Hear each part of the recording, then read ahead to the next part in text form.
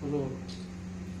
हमारे बीच में एक मिनट, थोड़ा गड़बड़ होगा, अब शुरू करिए। हाँ, हमारे बीच में 26 सितंबर 2023 के जन आंदोलन के नेता माननीय राधेश्याम कापुर जी उपस्थित हैं, जो मैंने जेल में रह करके आए हैं और इन्होंने क्या आंदोलन थी, क्या इनकी मांग थी, कैसे अंदर गए, आइए उनसे चर्चा करते हैं।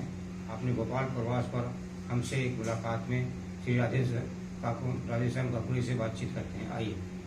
सबसे पहले मैं सबको सेवा जोहार करता हूँ कि इतनी बड़ी घटना घटी, जल जंगल जमीन का आंदोलन हुआ और शासन प्रशासन में बैठे हुए जो सत्ताधारी लोग हैं उन्होंने जिस तरह से पूरे आंदोलन को और क्षेत्र की जनता को जिस तरह से परेशान किया, लेकिन सारी मीडिया खामोश रही और आपकी मीडिया ने इस बात को उठा रहा है। इसलिए मैं सबसे पहले इस मीडिया को और मीडिया की टीम को बहुत बहुत धन्यवाद देता हूँ, सेवा जोहार करता हूँ, सेवा मानता हूँ। Thank you.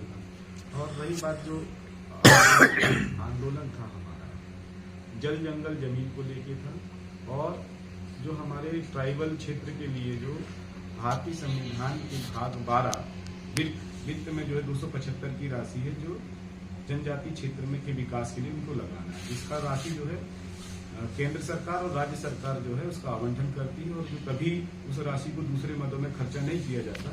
इस सभी विषयों को लेकर मैंने आंदोलन किया था और साथ में जो है आदिवासियों की जमीन में बड़े बड़े डैम बनाए जा रहे हैं। पूर्व में मैंने देखा, मेरा जन्म बरगी नगर का था, जहाँ पे बरगी डैम बना, वहाँ से पूरे आदिवासियों को विस्थापित हो गए, उनका पता नहीं चला।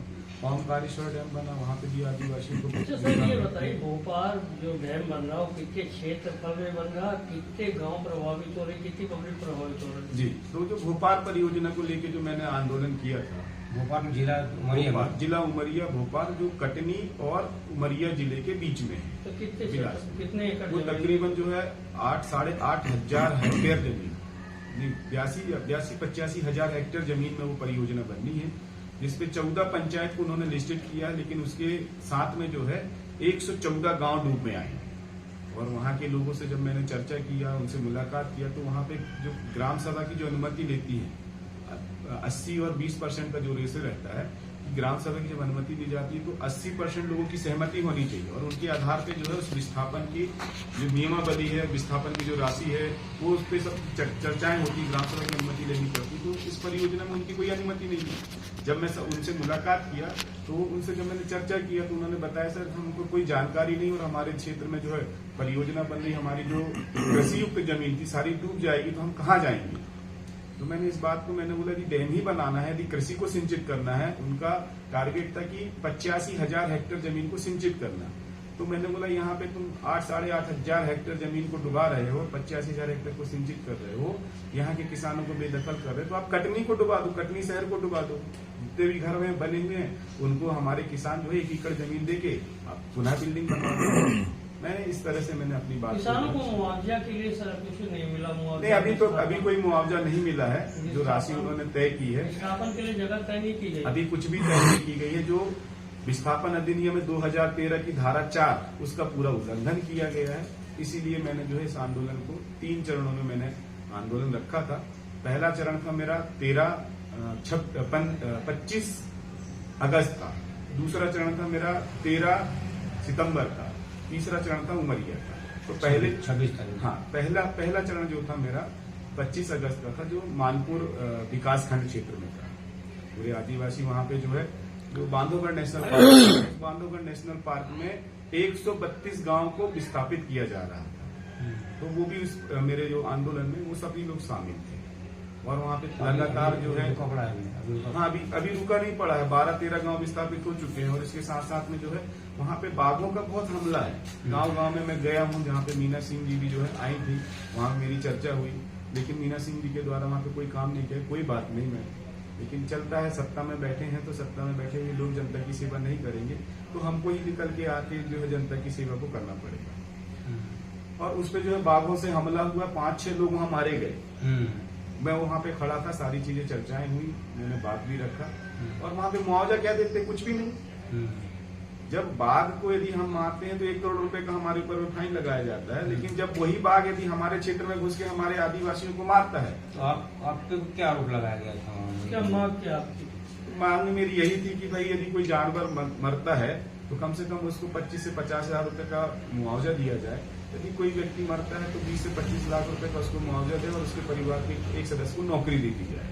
मेरी ये मांग थी। ये सारी मांग को लेकर मैंने बात किया तो मानपुर में मेरा ज्ञापन सफल रहा, फिर पाली में ज्ञापन मेरा सफल रहा और फिर उमरिया में आया। तो उमरिया में मैंने जैसे आपको दस्तावेज बताए, सारे दस्तावेज बताए कि भाई हमने जो है पूर्व में सारी अनुमति ले चुके थे। कलेक्टर साहब से बैठ के मैंने स्पेशली बैठ के बात किया था, एसपी साहब से बैठ के बात किया था कि भाई हमारा आंदोलन है, जन सहयोग आपका चाहिए, सुरक्षा बल आपकी चाहिए। तकरीबन जनसंख्या जो है 25 से 30 हजार जनसंख्या आएगी तो उनकी सारी चीजों की व्यवस्थाओं को आपको देखना है। ये सारी चीजें जब ये पूरी घटना घटी, हमने देखा कि भाई आदिवासी लोग आंदोलन कर रहे हैं, हम सब लोग आंदोलन कर रहे हैं, जल जंगल जमीन की बात कर रहे हैं, विस्थापन की बात कर रहे हैं। हमारे जमीनों में जो है अभी वहाँ पे संजय गांधी विद्युत ताप परियोजना बना दी गई है। अभी जो है मालाचुआ की कोयला खदान ओपन कास्ट खुल रही है, पहले इसकी कंचन खदान खुली। तो हमारे आदिवासियों को वहाँ पे कोई रोजगार नहीं, बस पैसा देके उसको भगा दिया गया। और कहाँ है, क्या कर रहे हैं, कैसे जी रहे हैं, इसका कोई खोज खबर नहीं। उसका विस्थापन में कोई नहीं, कोई विस्थापन जो अधिनियम है, विस्थापन अधिनियम का शासन में बैठे हुए लोग कचरा बना दिए। तो ये सारी चीजें हुई। जब मैंने बात रखा तो ना तो वहाँ पे कलेक्टर साहब आए, ना वहाँ पे एसडीएम साहब आए, ना वहाँ पे एसपी साहब आए। तो वहाँ के कुछ एसडीओपी थे, असिस्टेंट एएसपी थे। तो चर्चा चलती रही। तो मैंने बोला कि भाई रैली नहीं ले जाने देंगे। मैं कोई बात नहीं, सब लोग बैठ जाओ। तो मैंने सभी को बैठा दिया था और मैं बस उसी विषय में चर्चा कर रहा था। तो पीछे से कुछ आंदोलन के बीच में कुछ असामाजिक तत्व घुस गए थे और जो है मुझे पीछे से पकड़ा। पुलिस वालों ने सीधा लाठीचार्ज कर दिया। ना तो हमारे आंदोलनकारी ने किसी तरह का बैरिकेड तोड़ा, ना हमको किसी रोकने के लिए ना वाटर कैनन का इस्तेमाल किया गया, ना आंसू गैस का इस्तेमाल किया। देश का ये पहला आंदोलन है कि जो पूरी तरीके से जो है कुचला गया पुलिस वालों को, और मुझे भी मारा गया। मेरा हाथ पूरा फ्रैक्चर है, इस पे आंसू गैस का गोला पड़ा है। जब गया था हमारी मातृशक्तियों को जो वहाँ पे आए थे नागरिक, उस उमरिया जिले के जो नागरिक आए थे, उन नागरिकों को, महिलाओं को मारा, सर टूटे, सारी चीज टूटे, लेकिन उसका कोई काउंटर केस नहीं, कुछ नहीं हुआ। फिर इसके बाद मैंने कलेक्टर साहब से बात की कि भाई आपने परमिशन कलेक्टर साहब ने बोला कि मैंने ऐसी कोई परमिशन नहीं दी लाठीचार्ज की। तो ये तो पुलिस का गुंडा राज चल रहा है। फिर इसके बाद की जब कहानी बताऊं कि जब मुझे थाने में रखा गया तो मेरा एनकाउंटर करने के लिए मुझे जो है कटनी रोड में लेके गए। फिर फोन आया तो फिर वापस करके फिर मुझे पुराना जो यातायात थाना था उमरिया का, वहां पे रखा गया। 24 घंटे मेरे साथ में मारपीट की गई, 24 घंटे। अभी भी मेरे पीठ में निशान है सारे चीज के। और मारपीट करने के साथ में ये बोले थे कि जय श्री राम बोलो, जय श्री राम बोलो, कि तुम वो बहुत हिंदुओं का विरोध करते हो, ये करते हो। तो आरएसएस का यहाँ पे पूरा इन्वॉल्व है। वहां पे मारने वाले मिश्रा, गर्ग, तिवारी, शर्मा, ये आदिवासियों ने किसी ने मुझे हाथ नहीं लगाया। किसी आदिवासी ने मुझे हाथ नहीं लगाया। आदिवासी जो कर्मचारी थे वो बोल रहे थे कि दादा आप हमारे लिए भगवान हो। बोले आपने जो काम कर रहे हैं, जिस तरह से काम कर, हमें आपको मारने में नहीं हाथ उठ पाएंगे हमारे। तो वहां पे जो है एसपी महोदय थी निवेदिता नायडू, उस समय की, अभी वर्तमान तात्कालिक। तो एसपी महोदय बोलती है कि भाई तुमने पिस्तौल लूटी है, कहाँ है हमारी पिस्तौल बताओ। फिर इसके बाद में बोलती है कि तुम्हारे आईएसआई से ताल्लुकात है। एक जन आंदोलन क्रांतिकारी को आईएसआई से जोड़ते हैं। और 24 घंटे जो है लाठी डंडों से बरसात की और आदिवासियों को इतना गंदी गंदी गाली दे रहे थे। एट्रोसिटी एक्ट इनके ऊपर में लगना चाहिए, लेकिन हमारे लिए कौन खड़ा हुआ। पूरे हमारे आंदोलनकारियों को मारा गया। तो मैंने उसको रोका कि भाई उनको मत मारो, जितना मारना है मुझे मार लो। तो मेरे पैर में, मेरी पीठ में चलते नहीं बनता था। ये पीला गमछा को बोले इसको खत्म कर देंगे गोंडवाना से, तरह तरह की चीज। और सबसे मुझे मेरे दिल को भेदने वाली बात और मुझे जो तड़पाने वाली बात एक ही थी कि एसपी जैसे जो आईएएस की पढ़ाई करके जाता है, यूपीएससी की पढ़ाई करके जाती है, वो जागरूक महिला मातृशक्ति जूते को मेरे को ऐसे करके जूते को बोलती है कि जूता चाट, जूता चाट। और मेरे दोनों हाथ को पकड़ लिए, पैर को पकड़ लिए, पैरों में भी मार रहे हैं, पीठ में भी मार रहे हैं। और वो एसपी महिला मातृशक्ति, हम जिसको बड़ा सम्मान करते हैं आदिवासी संस्कृति में, हमारी गोंडियन संस्कृति में, हमारी कोइतुड़ियन संस्कृति में, वो मातृशक्ति बोलती है कि जूता चाट। जबरदस्ती जूता चाट पकड़ के जबरदस्ती जूता चटवाने का काम करें। तो ये चीज मुझे पूरे जो अन्याय अत्याचार हुआ, ये चीज मुझे बहुत द्रवित की, बहुत तड़पाई इसने, इस बात को मैं 10 महीने तक जेल में इस चीज को सुन के रहता रहा। और फिर जब हम आंदोलन में हमको सरेंडर किया गया तो हमारे साथ में 75% लोग ऐसे थे जो आंदोलन में नहीं आए थे। बेचारों को घर से उठा के सब चीज लाया और इतना मारा उनके साथ में। तो हमारा एक साथी जो है दयाराम खत्म हो गया था। दयाराम हमारा खत्म हो गया, मेरे साथ में ही था। बड़ा दुख है उसके लिए, हो जाए और उसको। अब आगे आंदोलन को क्या करेंगे आप? अब आंदोलन, मैंने जेल से चुनाव लड़ा। तकरीबन जो है मेरी क्षेत्रीय जनता को मैं बहुत बहुत धन्यवाद देता हूं यहीं से कि आपने मेरे ऊपर विश्वास जताया, मेरे ऊपर भरोसा जताया, अपना बेटा समझा, अपना रक्षक समझा, अपना नेता समझ के मुझे जेल से जो है 30,000 वोट से मिले। लेकिन जेल में भी मेरे साथ में बहुत प्रताड़ना हुई। एसपी के पास अमित शाह जी का फोन आता है, माननीय गृह मंत्री जी का, कि इनको छोड़ना नहीं है चुनाव तक। माननीय शिवराज सिंह चौहान का फोन जाता है एसपी के पास में, तुम्हें हाथ पैर तोड़ना तोड़ दो। नरोत्तम मिश्रा जी का फोन जाता है, इनके हाथ पैर तोड़ना तोड़ दो।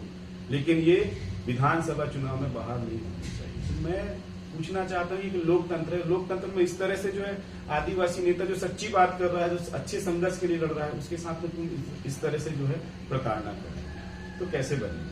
हमारा समाज कैसे आगे? जल जंगल जमीन की बात करते हैं, प्रकृति की बात करते हैं। 85% खनिज, कितने परसेंट? 85% खनिज जल जंगल जमीन से निकाल के शासन प्रशासन अपने पूरे निर्माण कार्य से लेके हर एक चीज की काम कर रही है। लेकिन उन आदिवासियों का आर्थिक रूप से कोई विकास नहीं हो रहा। हमारे जैसे लोग यदि बात करते हैं तो तरह तरह के जो है लांछन लगा के हमें अंदर कर देते हैं। चुनाव में मुझे कस्टडी पेरोल के लिए मैंने बात किया, मेरे फोन कॉल में मैंने अपने डॉक्यूमेंट्स की बात की, तो मुझे डॉक्यूमेंट्स की बात करने के उस पर किसी ने वायरल कर दिया, किसी राजनीतिक संगठन ने, तो पूरा ऑडियो मध्य प्रदेश में वायरल हो गया। मुझे चुनाव में ना तो मेरे मुलाकात दी गई, ना मेरे फोन दी गई, ना मैं अपने जो कैंडिडेट मेरा जो रहते हैं किसी से मैं बात नहीं, एजेंट से तक मैं बात नहीं कर, चुनाव प्रचार नहीं कर पाया। ये लोकतंत्र कहाँ का लोकतंत्र है? अरविंद केजरीवाल को देखा तो उन्हें चुनाव प्रचार के लिए सुप्रीम कोर्ट ने जो है आदेश का उनको जो है बेल दे दी। 10-15 दिन उन्होंने अपना चुनाव प्रचार किया। लेकिन आदिवासी नेता को क्यों नहीं किया? क्योंकि हमारे पास पैसा नहीं है, हमारे पास हमारी बात को बोलने के लिए सुप्रीम कोर्ट में, हाई कोर्ट में, लोअर कोर्ट में कोई वकील नहीं, कोई जज नहीं है। कॉलोनियल सिस्टम चल रहा है, सारे लोग उनके बैठे हुए हैं। तो बहुत सारी चीजें हैं, इस पे जब मैं देखूंगा, उसको चिंतन मंथन करता हूँ, तो ऐसे तरह तरह की। और सबसे बड़ी चीज कि गांव में व्यक्ति बैठा है, आंदोलन में नहीं आया, किसी तरह का उसका कोई वो रोल नहीं है। उन निर्दोष लोगों को जो है जेल के अंदर में 100 से 150 लोगों को मेरे साथ में भर दिया गया। अब उन्होंने अपना घर बेच के कैसे करके जो है वकीलों को रखा। तकरीबन 20 से 25 लाख रुपए वकीलों ने खा गए। गरीब आदिवासियों को उन्होंने जमीन को गिरवी रख के, कहीं सोना गिरवी रखते थे, चांदी गिरवी रखते थे। मैं जेल में था, हमारे आदरणीय बबलू सिंह जी जिला पंचायत सदस्य थे, इनको भी ऐसे अपराधी के जैसे ट्रीट किया जाता था हमारे साथ में। तो ये लोकतंत्र तो है ही नहीं है ना। जिसके पास में सत्ता है, पावर है, उसी का राज चल रहा है। तो इस चीज को देश की जनता को जानना होगा और समझना होगा कि अपने अधिकार को जानना। एक बार फिर से आपका नाम बताइए। मेरा नाम राधेश्याम कपूड़िया है और मेरे देश की जनता, क्षेत्र की जनता जो है जननायक क्रांतिकारी राधेश्याम कपूड़िया के नाम से मुझे संबोधित करती है। तो मैं उस देश की जनता की मैं जीवन भर सेवा करते रहूंगा और जहां कहीं पे भी अन्याय अत्याचार होगा मैं बिल्कुल डट के खड़ा हूं और उनकी समस्याओं को लेकर मैं मध्य प्रदेश नहीं पूरे भारत में जो है दौरा करके उनकी समस्याओं का समाधान करूंगा। मैं संकल्पित लेता हूँ। ये थे राधेश्याम कपूड़िया, गोरवाना लैंड खत्म है। लेकिन एसपी